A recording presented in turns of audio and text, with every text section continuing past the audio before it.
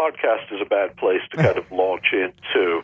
You understand the fundamentals of metaphysical terminology, but that's really what you mean when you talk about modal logic, is trying to make distinctions between what sort of realities you're talking about, and it helps you clarify that God does not fit in the class of beings.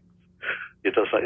He's not one thing in addition to all other things in the universe. That the universe doesn't add anything to the being of God. He is already all that is, and the universe exists only as a kind of contingent, gratuitous participation in the being that flows from him as a gift, as a creative gift.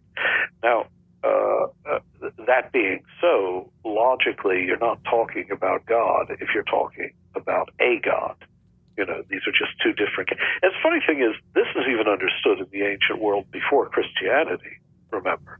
I mean, even in the pagan world, by the time Christianity came along, there were very advanced metaphysical systems of monotheism in which the difference between God and the gods is pretty absolute. Christians borrowed that language. And when they spoke Greek, for instance, they made a distinction between Theos, that is God in the fullest sense, and then things that could be called, that could be named Theos, a god, or a daemon, or a divinity, and things like that, so that Paul, in the book of Acts, could say to the Athenians, I see that you revere the daemonian in all things. That's usually translated as divine, but it shouldn't be, because it's not a reference to God in his fullness.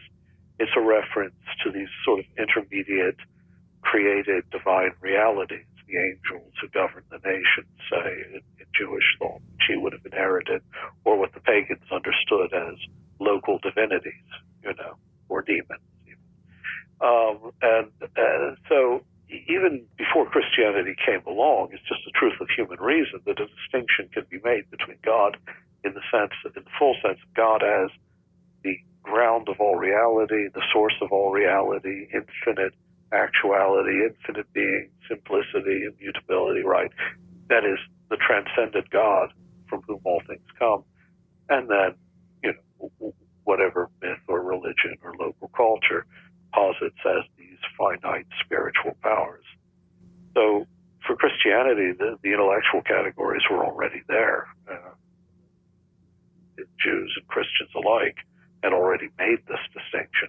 So it's curious that someone like A.C. Grayling, for instance, is going to launch an attack against Christianity, which is marked by a total ignorance of even the most basic metaphysical, most basic philosophical